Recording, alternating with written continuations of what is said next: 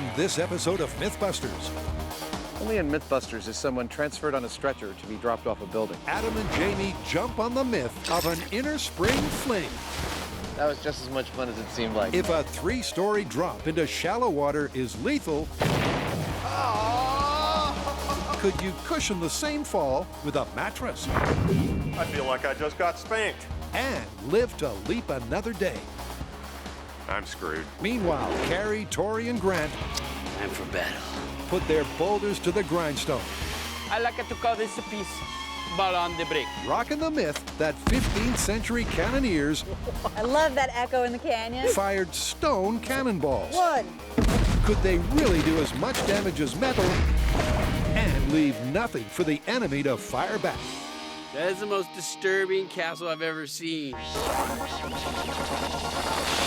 Who are the Mythbusters? Adam Savage It's scientific! and Jamie Hyneman. Well, there's your problem. Between them, more than 30 years of special effects experience.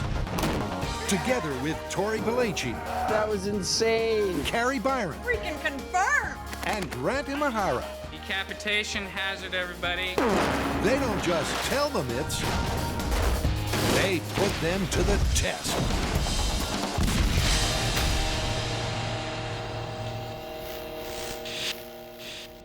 Okay, so we're starting off with something a bit different. That's right. We're starting off with an apology because it was during the filming of this episode that a cannonball accidentally went through someone's house. Yeah, I mean, we take safety very seriously on our show. And despite a whole array of safety precautions at the bomb range, we had a major mishap. A mishap where we're tremendously relieved that no one got hurt, but we're also tremendously sorry that it happened at all. And with that, let's start our show.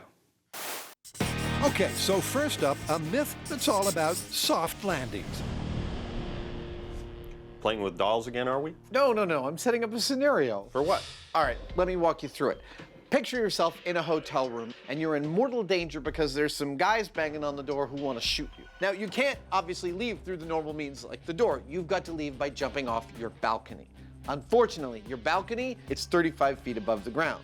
Fortunately, however, there's a swimming pool below you. Unfortunately, that swimming pool's only 4.5 feet deep. That could get ugly. Very ugly.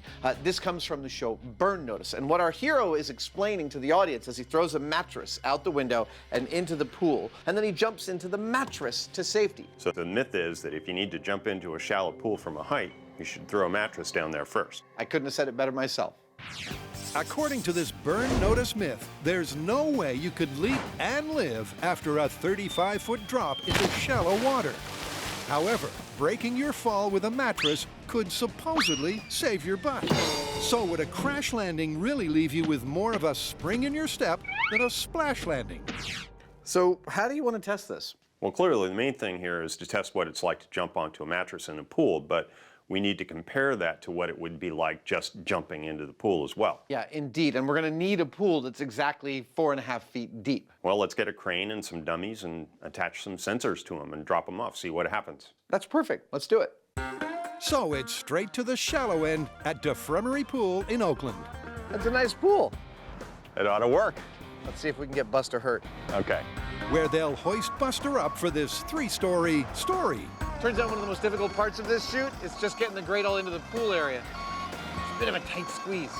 This whole story comes down to if you have 35 feet to jump and you've got a pool below you that's only 4.5 feet deep, is it better to jump into the regular pool or onto a mattress floating in that pool?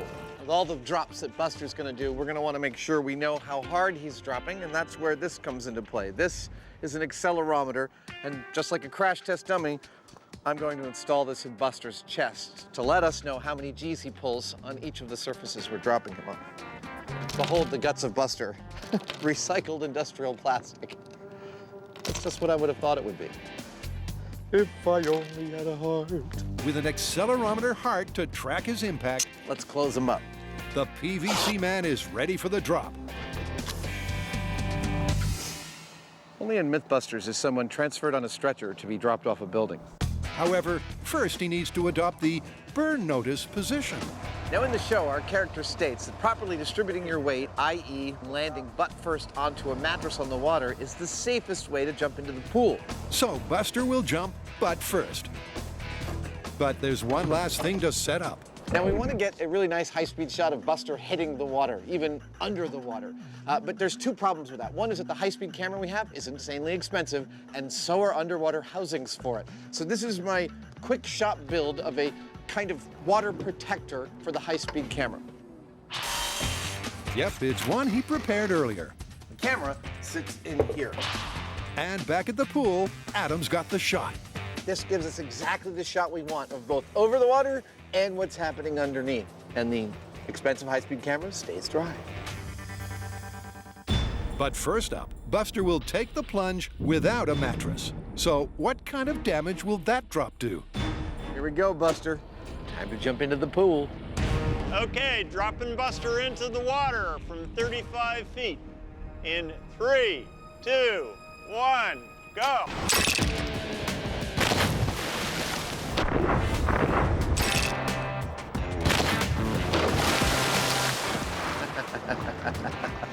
That was just as much fun as it seemed like.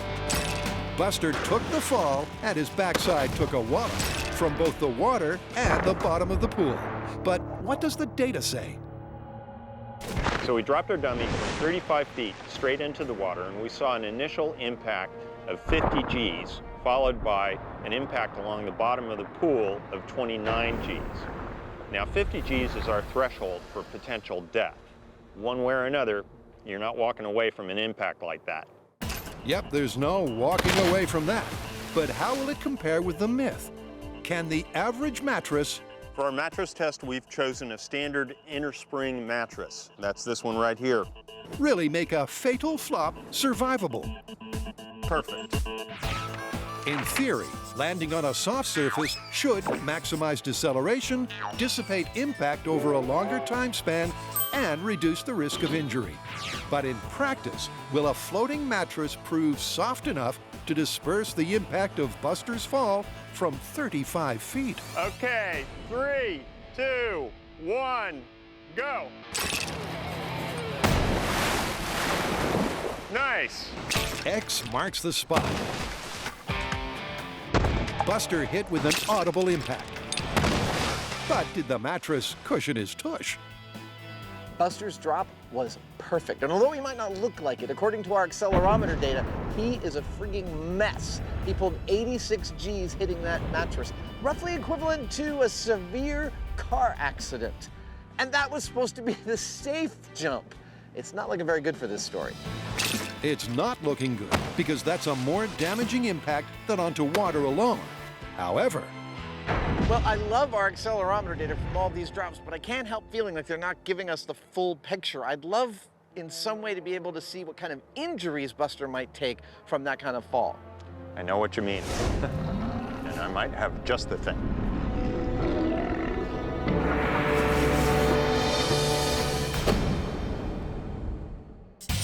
next up, a myth on the rocks. Okay, so our next myth is a great one that comes from the 15th century. Awesome. What's the story? Well, it's about cannons, or more specifically, about the cannonballs. So the European cannoneers of the time were reluctant to fire their cannons on the battlefield for two reasons. Well, I guess one reason would be so they couldn't retrieve the cannonballs and fire them back. So I guess the other reason could be that, cast iron was a pretty valuable commodity back then, so you could melt down the cannonballs and make your own cannons. Exactly. So the myth is that instead of firing their cast iron cannonballs, they made their own cannonballs out of stone and fired them to have equivalent damage to the cast iron, yet explode on impact so they couldn't be sent back or melted down. Interesting. That is brilliant. On the battlefields of 15th century Europe, some canny cannoneers didn't want to give the enemy any ammunition. So supposedly, they fashioned their cannon fodder out of rock. But would a stone cannonball really do as much damage as metal and explode on impact? Okay, so ultimately, we're gonna have to build a castle of some kind and compare the damage done by cast iron and stone cannonballs. Which means we're gonna have to make some stone cannonballs, but also we're gonna have to get a hold of a cannon. Well, we do know somebody who has the perfect antique cannon. We can just call up Harry Webb and see if he'll let us use old Moses. Yeah, but something tells me he's not gonna be too happy about us firing stone cannonballs through old Moses. What if we break it? Well, we could use the small cannon that I built for the ball and chain prison escape. Good idea, but you know, we've never actually fired that at genuine battle speed, so maybe we use Old Moses to get the true firing speed of a cannonball, then we calibrate your cannon to match that and go from there. Great. Yep, before anyone casts the first stone, the Mythbusters head to the bomb range. We've safely fired our cannon several times on the show. We used it for the ball and chain myth. We've actually fired cheese from it. But we've never actually had to fire anything at what you'd call battle speeds. So that's what we need to find out first. How fast does a steel cannonball travel from a real cannon? And once we know that, we can calibrate this cannon to match its speed. But before any cannon calibration, they're pulling out all the stops to create a rock-solid barricade to stop the cannonball in its tracks. That looks about perfect. Meanwhile, Old Moses moseys up to the bomb range. Wow. Old Moses and the Mythbusters go way back. In fact, you might say it's the cannon of choice when it comes to myth-busting. Making it the perfect cannon fodder to set the metal ball touchstone. You normally use 6 horses for this. I know it may seem like we're going through a lot of trouble with all the calibrations and the matching the speed and everything. I mean, why don't we just use this perfectly awesome cannon to fire our stones out of? Right on target. Well, the thing is, the stones could actually score the inside of this barrel, damaging it. And that is something we don't want to do. Indeed, because Civil War-era cannons aren't easily replaced. This is the setup. We're gonna fire a cannonball out of Old Moses. We're gonna catch it on a high speed. We're gonna use the scale to see how fast that cannonball is going, and then we're gonna match our cannonball to that same speed. Now, since these cannonballs are so important, we have to find it. So we have a cannonball catcher. We have 3 garbage cans filled with water in front of a concrete wall covered in bed liner. That should slow the cannonball down, and we'll be able to retrieve it. Behind the wall, there's also a second line of barrels for optimum cannonball catching. And behind that, the ultimate safety stop, a dirt hillside. 1 pound of black powder. So now it's over to Carrie to prep the powder. Foil container to prevent sparks. 1 powerful burrito. Vent. Vented. 1 pound of black powder is the battle standard for a cannon like Old Moses. And safely behind the blast-proof shields, it's the countdown to cannonball calibration. Okay, this is Old Moses in 3, 2, 1. Whoa! Wow. That was energetic. Wow. See that beautiful array of water? The red plume of water looked striking. And the ball catchers caught the cannonball. So we've got 1, 2, 3 barrels. Hey, here's the ball. Wow. All right, let's see how fast it was going. Right, there's the shot, and there's the ball. What's the muzzle velocity? 1,200 feet per second. All right. Nice. So that's the speed to match. And it's out with Old Moses and in with the Mythbusters miniature cannon.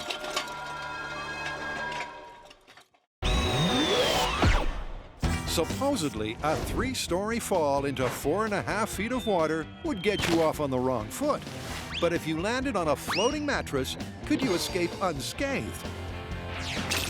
Well, so far, Buster took a lethal hit on the mattress and a survivable hit on water. And that was supposed to be the safe jump. It's not looking very good for this story. However, to definitively call this, they're going to dummy up something more lifelike. Remember that I said I had something that was a little better than the dummies we'd been using? We do. Hey, Adam, check this out. Oh! Yep, you may remember this disturbing face from the Halloween special. Are you ready for the horror? But its role as John Doe hid the Sindabber's real purpose. To the window! As an ultra-realistic human analog. These are surgical training dummies. They're made muscle by muscle, and they're actually sutured in place. Oh my God. I dare say that it's absolutely beautiful. This is medically accurate? It is. It's made of a polymer. It's water-based, and everything is as realistic as modern technology can make it. And its anatomy isn't the only thing that's realistic. I wish you were here, because it's beautiful and it smells kind of bad, which you'd expect. Yep, the Sindaver is the closest thing to a human you can get without, well, you get the idea. Ever since we started doing Mythbusters, whenever we wanted to assess the kind of damage the human body would take under the conditions we were putting it under, we've had to use either dead pigs or build rigs that assess the damage body part by body part. A foot, a hand, a head. It's a delicious memory. Until now. This thing, the Sindaver, opens up whole new vistas for us in terms of assessing physical damage from our experiments. I'm only just starting to grasp how awesome this is. But before the Sindaver can take the plunge, Jamie needs to give it a skin. And this shrink wrapping also doubles as waterproofing. Ready for market. So with the Sindaver skinned up, it's time to drop it off at the pool. You feeling ready, buddy? Now, normally we'd be using accelerometers to gather this data, but the Sindaver hopefully will give us some actual injury data about the various conditions under which we'll be dropping this bad boy into the water from 35 feet. Yep, and that injury data is coming courtesy of this. One of the nice things about using this particular type of dummy is that with the help of a portable X-ray machine like this device over here, we can actually figure out what happened internally to the dummy without performing the equivalent of an autopsy. So after a checkup to make sure everything is where it should be, You can see that the ribs come across. They're all intact. You can see all the cervical vertebra. it's time to strap up the Sinbuster for its first fall into 4.5 feet of water. Sindaver into the pool from 35 feet. In 3, 2, 1, go. A perfect hit.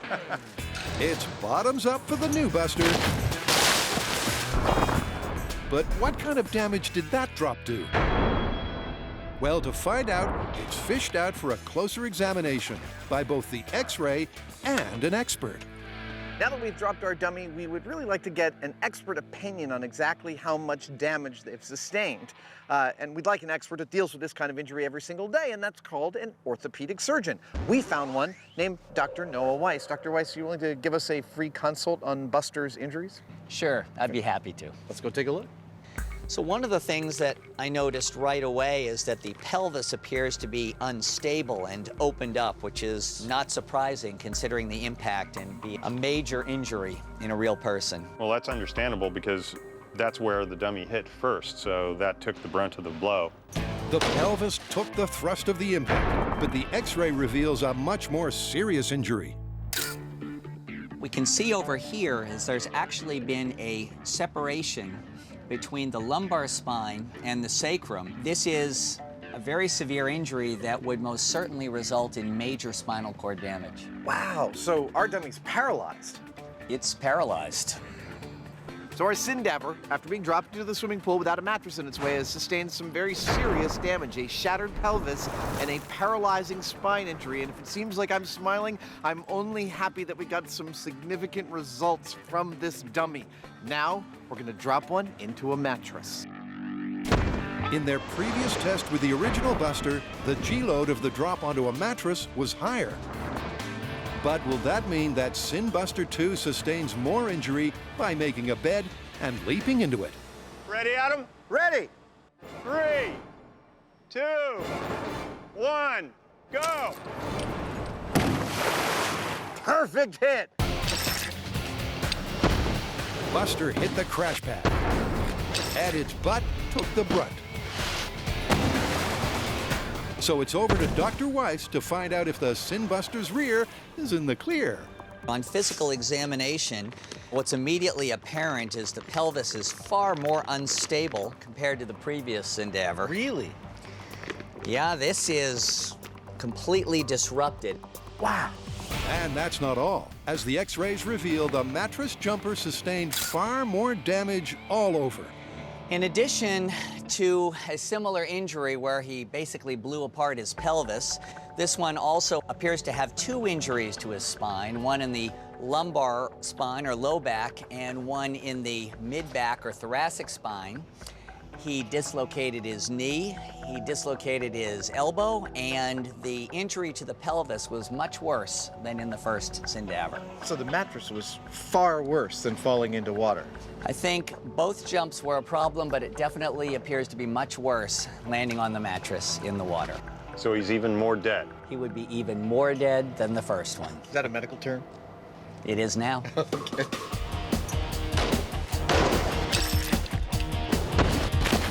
We have tested this thing 6 ways to Sunday, actually 4 ways and on weekdays, but we have found that yes, jumping from 35 feet is bad into water, but in the mattress, it's like twice as bad.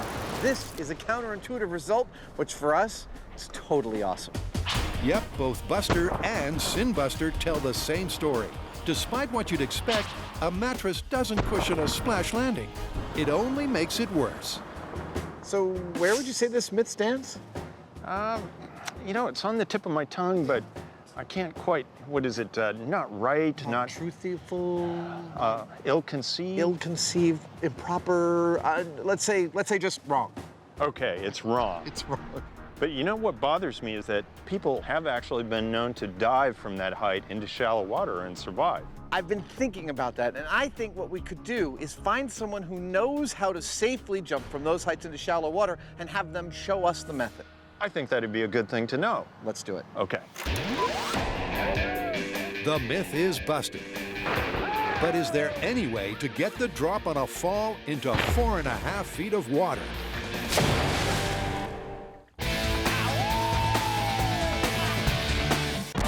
Between a rock and a hard place, supposedly some 15th century cannons fired rocks instead of iron, because not only did they do the same damage, they also broke up on impact. But before they get to the stone, first the Mythbusters need to calibrate the mini cannon. Time for the little guns. Just like old Moses, the miniature cannon faces off against a full-barrel safety system. Gotta mix up a good batch. But that's where the similarities end. Okay, we know that old Moses' battle speed fires a cannonball traveling at 1,200 feet per second. So now that we know that, we can match our cannon to that speed. Now, old Moses used 1 pound of black powder to get the ball up to speed, but we're gonna need to increase that for our cannon. Why? Well, the barrel is shorter, which means the ball won't have as much time to accelerate, so we've got to give it a little bit more kick. To allow for that, we're going to use a bit more black powder to get us up to the 1,200 feet per second we're looking for. Right, so the cannon is aimed at the ball catchers. The steel is loaded. And the fuse is lit. Let's go. Then it's back to the bunker. All right, fuse is lit, ready for the calibration test. All right, let's see if Stubby can do it. It's gonna be soon.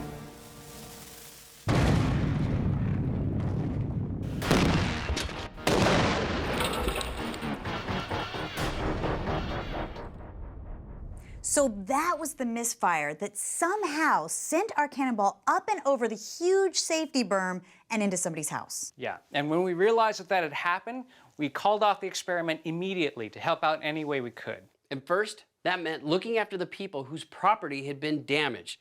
And we thought it was very important that we rebuild bridges with the local community as a whole. And at that same time, our team was conducting an investigation to figure out what went wrong to prevent it from ever happening again in the future. Believe me, it was an intense few months for everyone involved. Yeah, you know, but once we started making progress on all of those things, the property, the community, the safety review, we wanted to move forward, and we started thinking about finishing off this myth. Yeah, and first up was to find a new, more remote location. And then Harry Webb decided that we could use old Moses to fire our stone cannonballs after all. Which meant the first thing up was to figure out what type of rock these cannonballs were even made out of.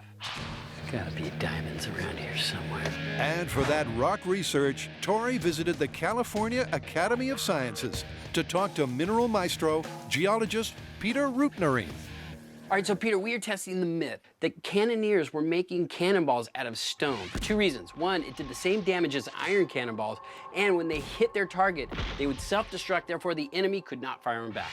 Do you think there's any validity in that? Well, there could be. I think it would depend on exactly what kind of rock the cannonball was made out of and how hard and how heavy that rock was. What would have been the 3 best types of stones that they could have used? Well, I think sandstone would have been a common material. It was used for a lot of construction in various parts of Europe. It's very soft. It would be easy to work. I don't know how well a sandstone cannonball would survive being shot out of a cannon. They also would probably have used a lot of limestone. It's very hard, but also common and easy to work, and there would have been a lot of experience working this kind of sedimentary rock. Granite, on the other hand, is an igneous rock. It's not as common, but it's highly prized because of its strength. It's very dense. It would probably do a lot of damage. Well, I guess we won't know until we make our own cannonballs and see how well they do. Cool. All right, now I have one question for you. Yeah. How much kryptonite do you have? That's a secret. Sandstone, limestone, and granite are the candidates. But will any have the combination of hardness and composition to be as effective as metal and break up on impact? Well, with each Mythbuster working on a different rock, it's time for all 3 to put their boulders to the grindstone. Grant decides to carve his sandstone cannonball on the lathe, while Carrie needs a more aggressive tool to make an impression on her limestone. Can I switch to sandstone, please? But Tori has turned in the power tools for a super-powered tool. Look at this thing. It's designed to polish concrete. Now that's what I'm talking about. Even though the igneous granite is the hardest rock on the block, the concrete grinder soon has it beat. I like to call this a piece ballon de brique. Well, I guess I should make another one. Tori's leading the way, and it's not long before both Carrie and Grant have taken on the concrete polisher too. Yeah, I really like working in TV. I think it's the glamour, the clothes. Makes me feel really pretty. The problem is that unlike Tori's hard granite, Carrie's limestone isn't uniformly hard or soft. So you go from really hard to really soft, easy to carve, hard to carve. There's holes all the way through it. There's crevices that actually just crack open, and if you drop it on the ground, entire pieces fall off to ruin your form. This is a very trial and error sort of thing I'm doing here. And although the softest rock, the sandstone, is easier to carve, it has its drawbacks too. The thing is, because it's so soft, it'll probably break on impact, but my question is it gonna survive the launch? After a lot of hard work and hours of grinding, our cannonballs are done and they look great. We got a sandstone, we got a limestone, and we got a granite cannonball. Now all we need to do is load them into a real cannon, fire them at a castle wall, and see how they compare to an iron cannonball.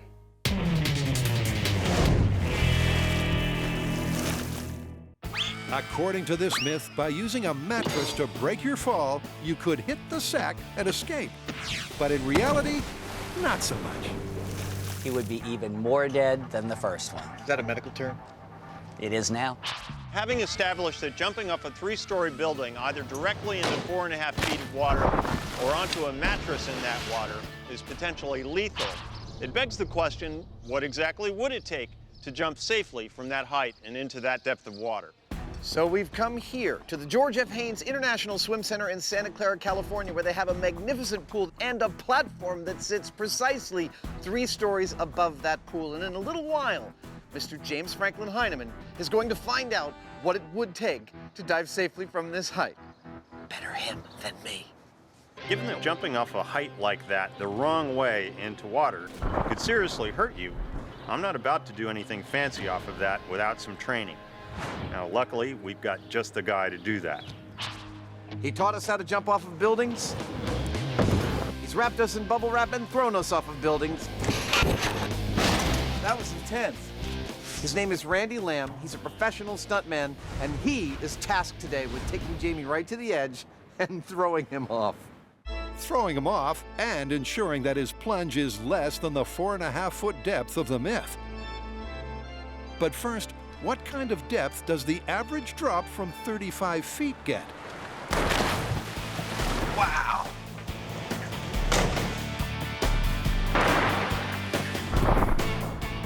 really cool. I'm screwed. Randy's jump carried him about 2/3 the depth of the pool, about 12 or 13 feet. It's a lot farther than 4.5 feet, and I have to admit, I'm really curious to see what kind of form his shallow dive takes. Well, that's what Jamie is about to find out. So Randy, what are my options as far as flattening out quickly without hurting myself? As you're coming down, you want to be right now in a very vertical position. Just as your feet touch the water, I want you to pull them in front of you. Keep your legs straight and pike right here, all right? This position here should scoop you up. Okay. All right? It's a tactic that should slow Jamie down as he enters the water and make his angle of entry shallower. And how did that feel? Felt all right. But with a 3-story dive into the mythical 4.5 feet to come, practice is going to make perfect. So cue the music. We're going to need a training montage. Lay back, lay back. Nice. If there's one thing we've learned in acquiring techniques to deal with dangerous situations like this one, is that you need to work your way up incrementally. I feel like I just got spanked. You can't just take instructions that as you're jumping, you're going through in your head, do this, now I'm gonna do this, and then I'm gonna do this. It all happens so fast, it has to be automatic. And that's what I'm in the process of doing right now, is burning that in so that I don't even have to think about it. Stay tight, stay tight. Nice. So graceful, the Hyneman in the wild, isn't it? And before long, Jamie has graduated to the 15-foot height. He surveys the distance, estimates his trajectory, and he jumps. That was a really good one. Barely heard a sound. Nice work, sir. Taking it drop by drop, Jamie's gotten his depth to 5.5 feet. And his technique is getting so good that soon... That was your best one yet. I think you should move up and start practicing from a little bit higher to get comfortable up there. All right.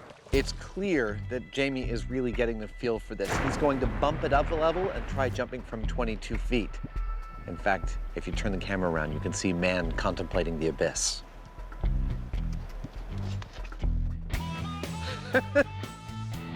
Contemplating the abyss. All right, here we go. But amazingly, as Jamie's jump height increases, his depth decreases. That was the best one yet. It looked to me like he pretty much stayed just above the line. Yeah, if anything, maybe went just a few inches below, but he's really getting it. As Jamie practices and moves to ever higher diving platforms, there's actually a quite interesting reason for which he might get better at decelerating faster as he goes higher.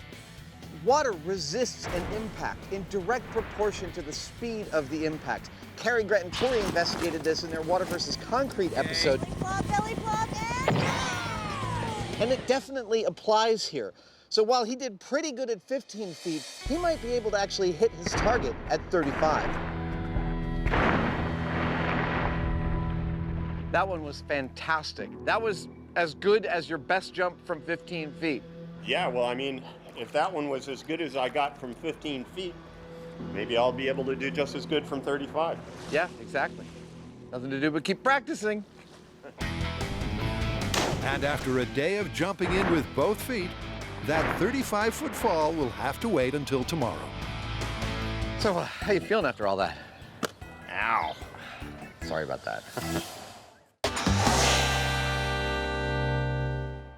All right, so now that we've finished sculpting our cannonballs, what's next? Well, we load them in Old Moses Up, go to a remote quarry, and start firing at castles.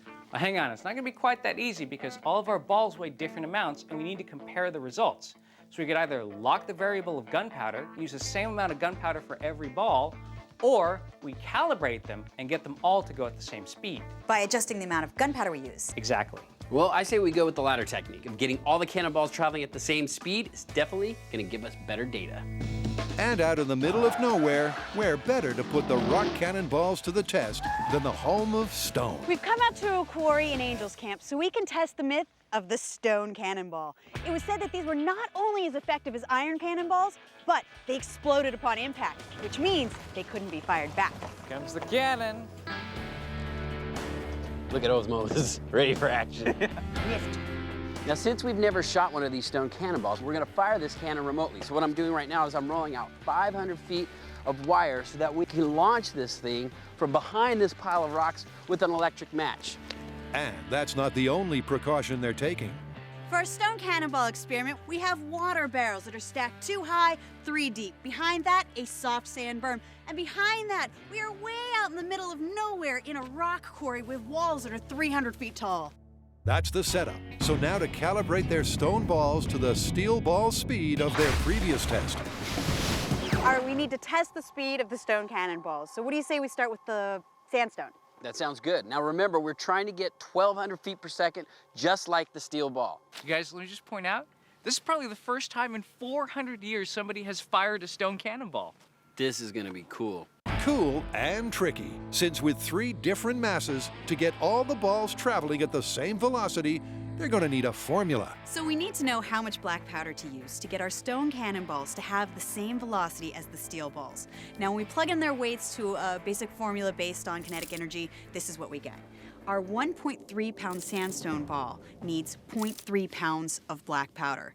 Now, the 1.4 pound limestone ball needs just a little bit more with 0.33 pounds of black powder. And finally, our granite ball, which is 1.7 pounds, needs 0.36 pounds of black powder, just a little bit more than that. That's the theory, but will those numbers work in practice? And will the cannonballs survive the launch? First up to find its black powder butter zone is the sandstone. Okay, 0.3 of a pound, which is 5 ounces. And to protect old Moses' barrel, the sandstone is packaged inside a cardboard canister. We are loaded. Let's see what sandstone is made of. Sandstone. What? That's what it's made of. All right, here we go. This is sandstone cannonball speed test. In 3, 2, 1.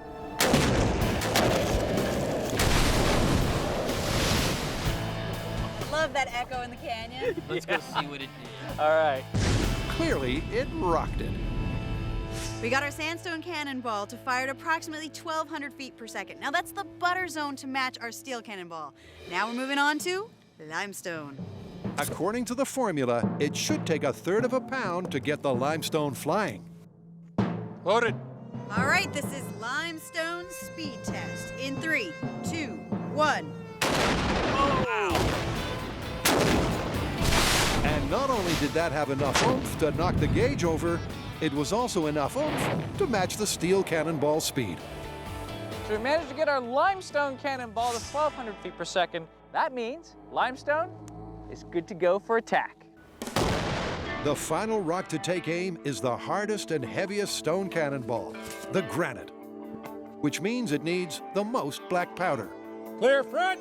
All right, here we go. This is granite cannonball speed test. In 3, 2, 1.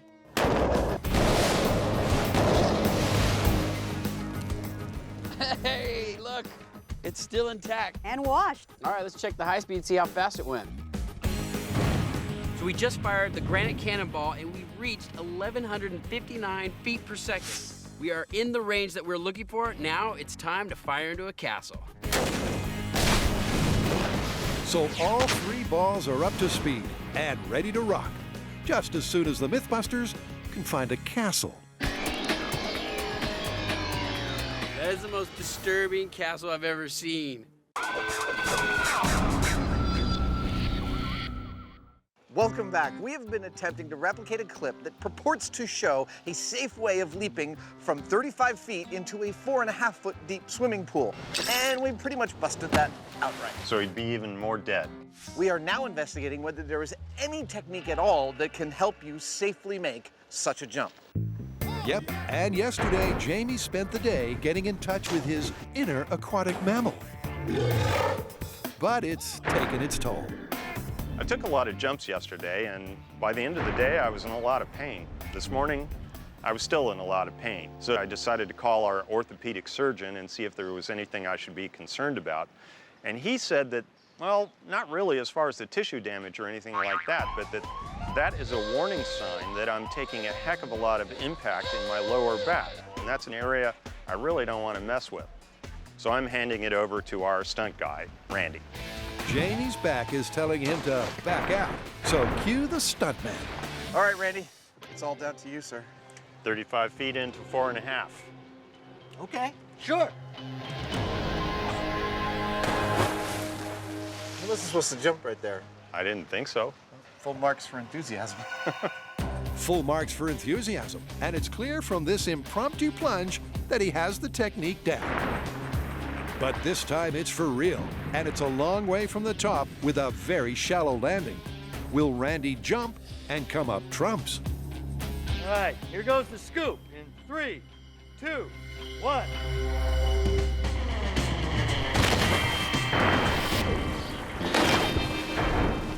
Wow. Dude, I think that might have been survivable. Hold on, let's check this out. Dude. He would have survived that. I think you're totally right. He would have survived that. He dipped a few inches below the line, but he's so decelerated. That's just a bump on the bottom. That's not an injury. Yeah. Randy's the man. Yeah. Randy's the man because he's gone one up on the myth. Not only did he take the fall from the same height into the same shallow depth, he made it out injury-free. Randy, that was beautiful. How did it feel? It's not as bad as I thought it was going to be, but I can understand why Jamie is tender today. It's certainly not a painless way to land, but it sure beats a shattered pelvis and a broken spine. Randy just successfully jumped shallow enough that he would have survived a 35-foot jump into 4.5-foot deep water. I have to admit, everything that we tested so far in this story, I was not given good odds for him being able to do that. But I guess 30 years of experience as a stuntman counts for something. So how do you want to call this? Well, as far as the clip we started with goes, everything that they described, either jumping into the pool straight or jumping into the pool with a mattress on top of it, is either super dangerous or even potentially lethal. Yeah, it's busted. Not to say that it couldn't be done, though, at least if you've got decades of experience as a stunt person. Exactly right. So, don't try this at home. We didn't. My butt still hurts.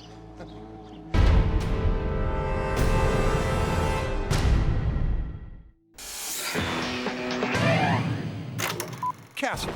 They're big, old, and made of stone. And while you'll find plenty in Europe, in the States, they're pretty rare. So the Mythbusters are getting creatively medieval. This how they keep the savages out. And making their own. Now, I know this might seem like overkill, having 2 pallets of solid concrete bricks, each of the bricks weighing 80 pounds, but it's not an exaggeration. An actual rampart of a castle, which is the barrier, has been known to be 6 feet to 18 feet thick. And what we have here is an 8-foot thickness. So this is gonna give us a good representation of what that rampart of the castle would be. A great representation. And with the sturdy concrete ramparts in place, each Mythbuster has a different idea on what constitutes a castle. Lower the drawbridge! No, we will never surrender. Then we will attack! Don't worry, they're shooting rock cannonballs. I am not scared of those. And that's what's going on in my head. Well, the whole thing was we're supposed to be building castles. Apparently, Carrie thought we were building floats. Well, ultimately, they're all going to face destruction. But that doesn't mean the Mythbusters have skimped on the decoration. I went for more of a fairy tale sort of castle. You know, we're in this kind of grim quarry. I wanted to give it a little color. I think my princess gives us a lot of color. So this is my castle. I decided to stay with the natural color of the brick. You know, I did a little aging. I got my drawbridge, and I got my own cannon, so I can fight back. Here at Castle Crash Test, we don't fool around with the drawbridge or anything like that. We barely even have any windows. This thing is monolithic. It's impervious to attack. That's 3 castles to face off against 3 stone cannonballs. But how will they know if the rock balls are as effective as a steel ball? Well, with an old Moses comparison for starters. All right, here we go. This is control test. Steel cannonball with 1 pound of black powder in 3, 2, 1. Oh! There's no doubt that the metal cannonball jolted the concrete as it penetrated 2 layers and shattered 4 bricks. I That is one effective cannonball. Okay, let's see. There's Here it the is. ball. There it is. All right, let's see how the stone cannonballs do. Let's see why they use cannons. Now that they've seen what steel can do, it's time to test this myth. Will the rocks match the metal and break up on impact? Well, first, they're starting with the sandstone. Okay, ready, Harry? Okay. So next up is the sandstone cannonball versus Castle Buster. I gotta tell you, my hopes aren't high. Having made this one, this sandstone is really, really soft compared to the other two stones. I think this one might just shatter on the outside and not even cause any damage on the castle. But we'll see. Grant's doubtful, but with enough black powder to fire the ball at the set speed of 1,200 feet per second, Loaded. the ball is in Old Moses Court now. This is sandstone versus the castle in 3, 2, 1. Oh, that sounded like damage to me. That was a shot. big boom. That's better than I thought. Wow. Awesome. That did some serious damage. And it shattered, meaning there's nothing to send back. Contrary to Grant's prediction, the sandstone did indeed score some damage before it shattered. But even though it penetrated one layer and damaged 2 bricks, the softer sandstone ball couldn't match the damage of the metal ball. So next, it's limestone versus Carrie's dream castle. That is probably the most adorable castle I've ever seen.